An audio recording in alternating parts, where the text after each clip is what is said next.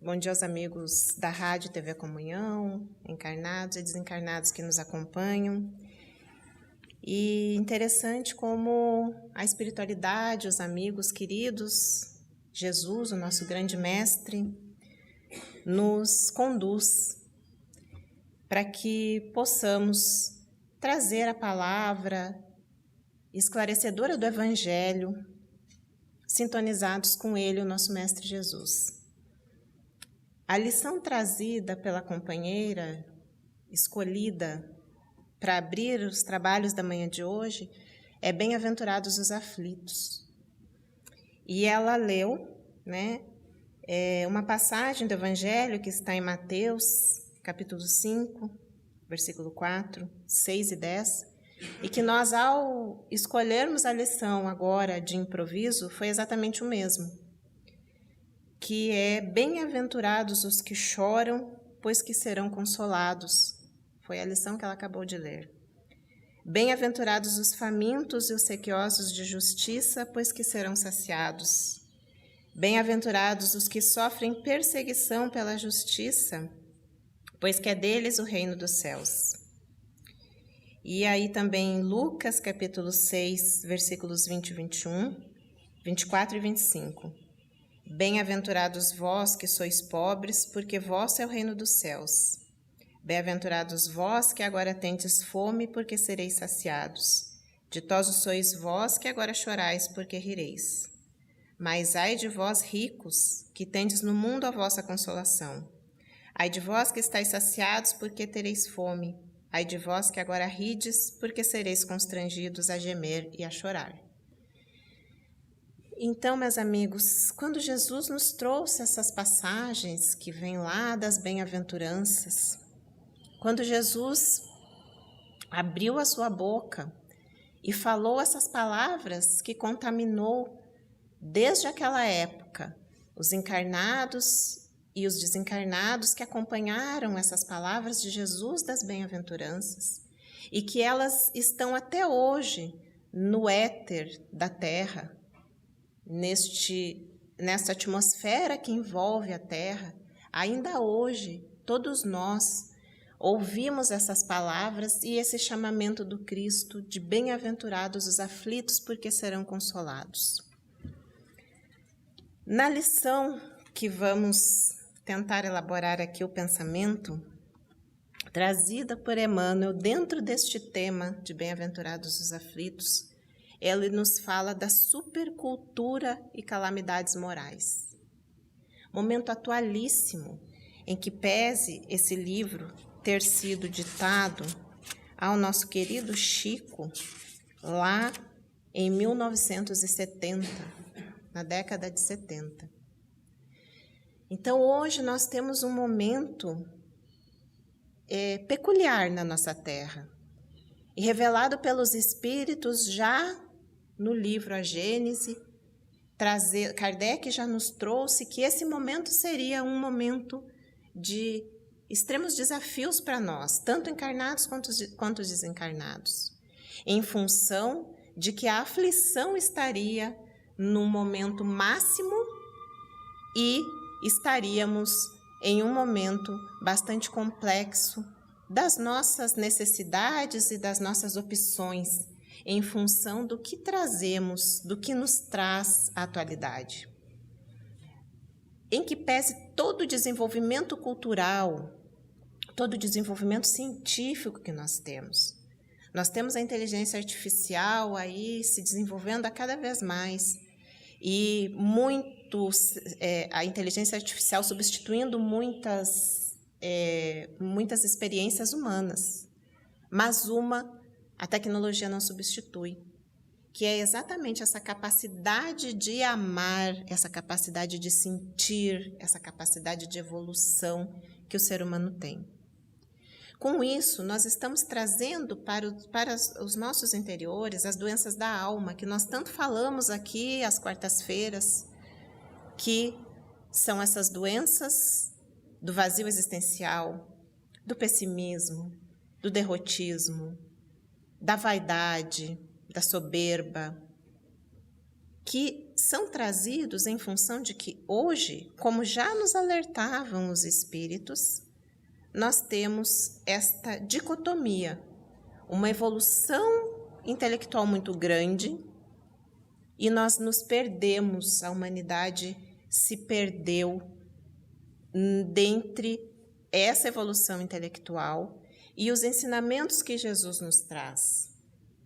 Como a nossa companheira nos trouxe na lição, Jesus nasceu numa manjedoura, Jesus nasceu na simplicidade entre os animais e os pastores daquela época. Não teve berço de ouro, não teve sequer uma casa, não nasceu nem na sua casa. Jesus não tinha, como nós sabemos, uma pedra para recostar a cabeça. E nós temos hoje uma infinidade de bens materiais que nos suprem e são necessários. Para quê? Para que nós possamos dedicar justamente o nosso tempo, a nossa inteligência, ao desenvolvimento moral e ao desenvolvimento intelectual. Na Terra de hoje, como nos diz Emmanuel nesse livro Ceifa de Luz, nessa lição Supercultura e Calamidades Morais, ele nos diz assim: a supercultura consegue atualmente na Terra feitos prodigiosos em todos os reinos da natureza física, desde o controle das forças atômicas às realizações da astronáutica. No entanto, entre os povos mais adiantados do planeta, avançam duas calamidades morais do materialismo, corrompendo-lhes as forças: o suicídio e a loucura, ou mais propriamente, a angústia e a obsessão. Também traduzidos por depressão, ansiedade, síndrome do pânico, que são as doenças atuais, que nessa época ainda não se falava.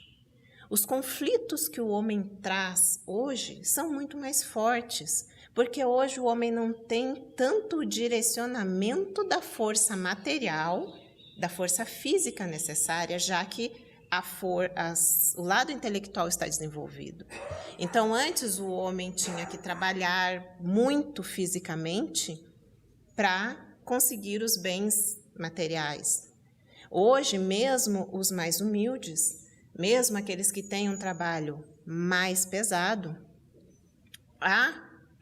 se tem um desenvolvimento material que ele não precisa mais se esforçar tanto. E com isso, a nossa mente passou a se desenvolver mais. E os nossos conflitos também. Quem eu sou? Quem nós somos de verdade? Por que ímpetos afloram em nós quando nós estamos no trânsito? Ímpetos de violência, e nós dizemos: eu não me reconheço nessa pessoa que na hora do trânsito brigou, gritou. Eu não me reconheço naquela pessoa que em algum momento com o marido, ou com a esposa, ou com o filho, ou com o colega, saiu de si. Quem somos nós?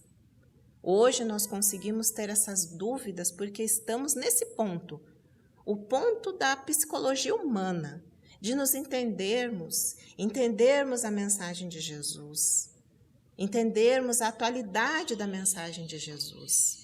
E que ele é esse mestre de tantos séculos, mas tão atual. Bem-aventurados os aflitos somos todos nós. Sabemos que a felicidade não está na terra.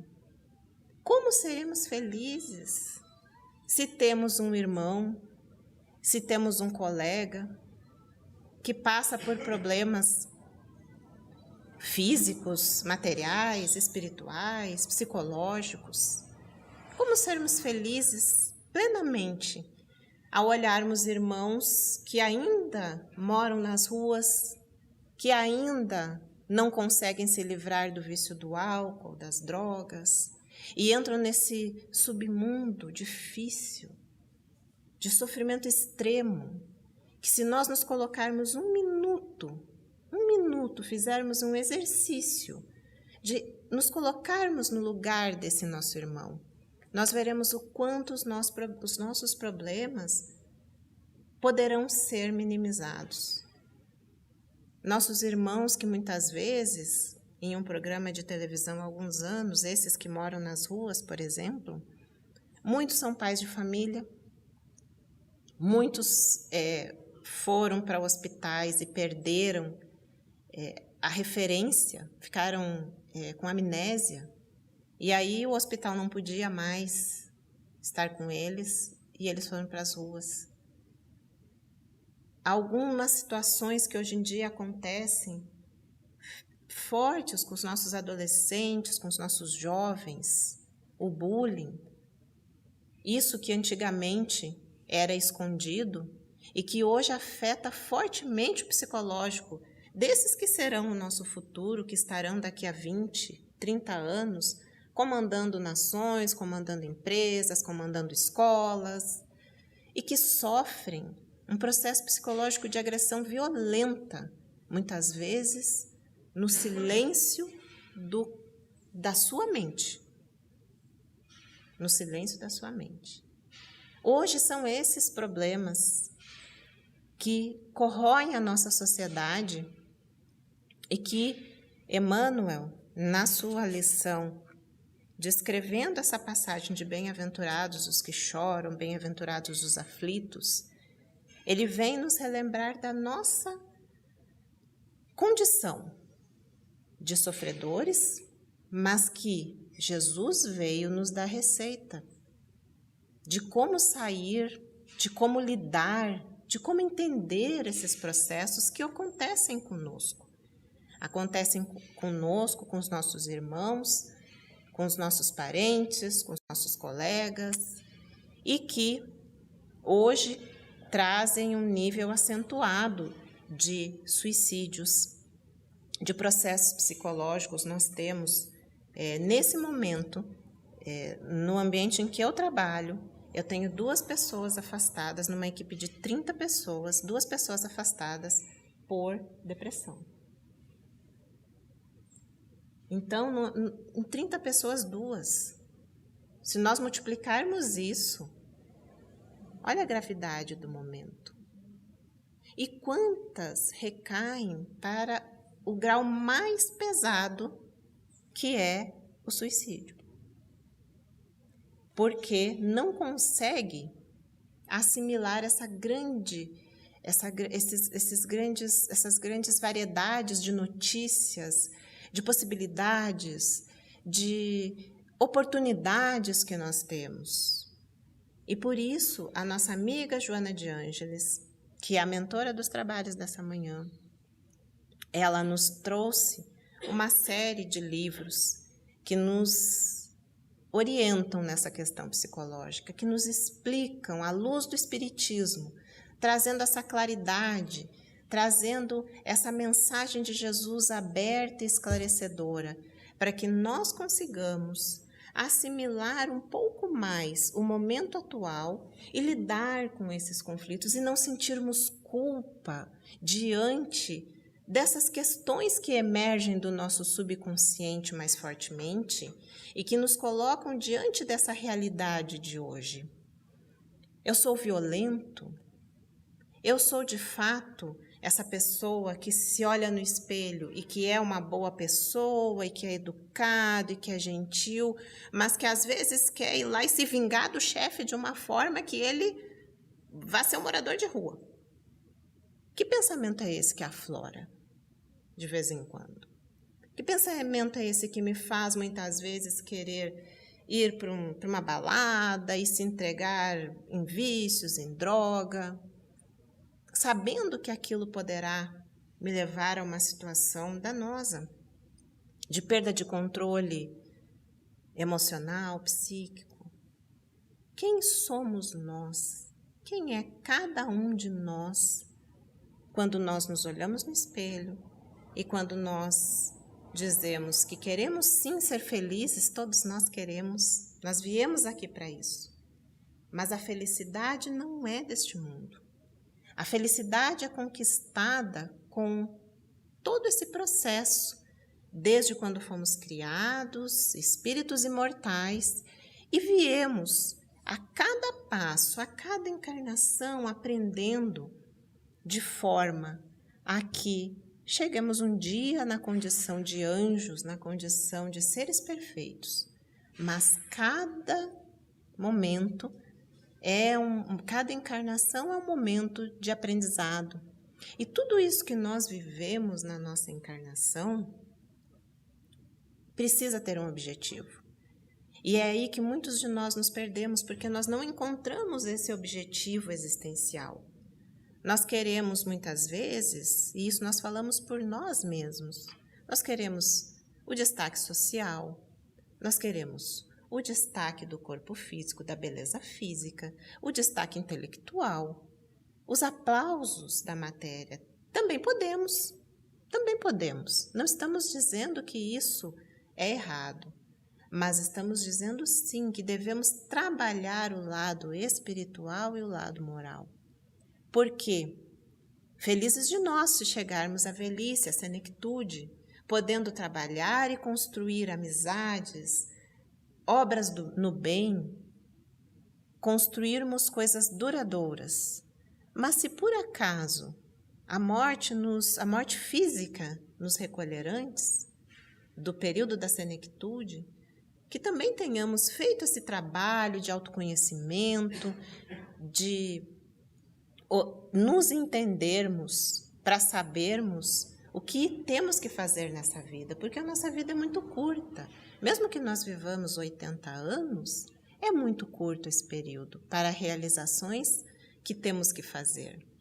Se nós pensarmos em nossos pais ou em nossos filhos e nós vermos o que nós temos que fazer para ampará-los na velhice, nos sustentarmos durante esse período encarnatório e ainda orientarmos os nossos filhos ou alguma pessoa que conosco conviva, é muito curto, 80 anos, 50 anos, 60, 70, 80 anos. Então, a necessidade que nós temos de olharmos para nós mesmos e nos encontrarmos diante das aflições do mundo, para que não caiamos nos processos perturbatórios da mente, que nos desviarão do nosso foco, que nos farão enxergar os problemas maiores do que eles são, que nos farão supervalorizar os nossos sofrimentos. Lembrando que o homem, ele é um ser gregário, ele é um ser que interage com a sociedade. E por isso nós estamos também tão sofridos. Porque hoje o homem se tornou muito individualista. E ele não consegue muitas vezes abraçar por medo, por egoísmo, pelo individualismo, abraçar os seus irmãos para que todos cresçamos juntos. Dar a mão para aquele que está um pouco mais atrás e estender a mão para aquele que está mais à frente também nos conduza. Nós estamos muito isolados e por isso também adoecemos. E ao final dessa lição de Emmanuel, ele fala assim: Espíritas amigos, atendamos à caridade que suprime a penúria do corpo, mas não menosprezemos o socorro às necessidades da alma. Divulguemos a luz da doutrina espírita. Auxiliemos o próximo a discernir e a pensar. O que ele quer dizer com isso? A caridade material, sim, precisamos fazer precisamos sim. Temos muita penúria material no nosso Brasil, no nosso mundo. Mas, como viemos desenvolvendo durante esses 25 minutos, a necessidade de esclarecimento deste lado moral, da vida além da vida, da reencarnação, de que nada se acaba com a morte física e que tudo continua, das esperanças e consolações que Jesus nos trouxe. Que nós absorvamos isso para que os nossos conflitos se minimizem e para que nós possamos auxiliar os nossos irmãos de retaguarda nesta sombra moral que varre o nosso planeta diante de tanta depressão, diante de tanta ansiedade, síndrome do pânico e suicídios, quando culminamos com o suicídio. Lembraremos aqui uma história de Divaldo, que Joana de Ângeles, há poucos anos mesmo, chama a atenção de Divaldo quando ele está, se não me engano, na África para fazer uma palestra, e ele está num hotel E quando ele está jantando, um garçom, se não me engano, vem servir a mesa. Divaldo, né, pega o prato e come e tal. E quando ele volta para o quarto, Joana de Ângeles pergunta para ele: meu irmão, quando ele já está no quarto, Divaldo, né? Meu irmão, por que você não olhou para aquele colaborador que veio lhe servir o prato? Ele nem lembrava quem era, né? Não lembro. Ele falou: pois é. Você sabe o que essa pessoa passou no dia de hoje? Você sabe o que essa pessoa, você como espírita cristão, seguidor dos preceitos de Jesus e divulgador do Evangelho do Cristo, sabe o que passa na cabeça desse irmão? Pois o chame e converse com ele. E aí eu não lembro direito como que aconteceu. Esse servidor do hotel, esse empregado do hotel, acabou, não lembro mais se Divaldo o chamou para o quarto. Eu sei que eles acabaram tendo uma conversa dentro do quarto. E Divaldo começa a perguntar para ele, e ele sempre muito sisudo, muito fechado, até que Divaldo pergunta para ele, fala para ele, né, meu irmão, o que está acontecendo com você? E ele, como Divaldo relata, era um homem muito alto, forte e, né, demonstrando uma aparência mais fechada, ele desaba num choro e começa a chorar. E ele fala que naquele dia, naquele momento, alguém tinha olhado para ele, porque depois dali ele iria se suicidar. Naquele dia, saindo do trabalho, ele iria se suicidar.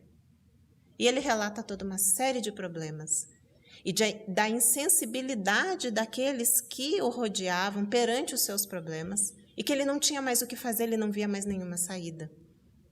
Mas que essa conversa com aquele homem estranho, que ele não conhecia, não envolvia religião, envolvia apenas um olhar do nosso irmão Divaldo para aqueles que Joana de Ângeles denomina os invisíveis, que são esses que passam por nós no dia a dia e nós nem olhamos, nos servem, nos auxiliam, nos ajudam para que nós não percamos a hora, para que nós consigamos fazer as nossas tarefas de forma adequada. E muitas vezes nós não os olhamos com um olhar de acolhimento. E aí Divaldo conversa com ele, lhe dá o evangelho, e nessa conversa toda, ele não se suicida, e ao final do período que Divaldo ficou nessa cidade, ele vem, agradece e diz que deve a vida dele a Divaldo. Jesus diz: você não deve a mim, você deve ao Cristo. Então, meus queridos amigos, nós passamos sim muitas vezes por dores acerbas aqui, dentro da nossa mente e dentro do nosso coração. Mas também que nós consigamos enxergar, como nos disse aqui Emmanuel, como consigamos enxergar esses aflitos que nos rodeiam e nos pedem esse acolhimento, esse olhar, nós que já conseguimos enxergar um pouquinho além, nós que já conseguimos enxergar que Jesus é o nosso leme, é a luz do mundo, que conseguimos entender quando Jesus nos disse: bem-aventurados os aflitos, porque serão consolados. Somos nós esses aflitos e podemos sim levar essa mensagem de Jesus aos aflitos que continuam em sombras e em dores, clamando para que alguém os olhe, alguém os enxergue e eles saiam da invisibilidade cruel da sociedade atual. Lembremos sempre que Jesus está conosco de verdade. Ele não é uma foto, ele não é uma imagem numa cruz, ele não é algo distante. Ele está ao nosso lado, sempre, sempre. E que nós sejamos Jesus ao lado daqueles que precisam e que nós consigamos, no nosso sofrimento, também acolher aqueles que mais sofrem, buscando esses para que se elevem e saiam dessas raias da loucura, do suicídio, da depressão, da ansiedade. Porque também terão outras mãos enviadas de Jesus que nos consolarão e que nos auxiliarão nesses momentos de dor, de sombras e de dificuldades pelas quais passamos. Lembremos sempre de Jesus e de suas palavras eternas, que ainda ecoam nas nossas almas. Vinde a mim, todos vós que estáis aflitos e sobrecarregados, e eu vos aliviarei. Tomai sobre vós o meu jugo. Aprendei comigo, que sou manso e humilde de coração. Que Jesus, o nosso mestre amigo, nos acompanhe, nos envolva. Agradeço muito a oportunidade e peço desculpas pelo improviso, mas que Jesus sempre nos ampare e nos console, hoje e sempre. Muitíssimo obrigada, Cláudia, por essas palavras tão edificantes e que Deus te dê sempre vida longa para que você continue trazendo esses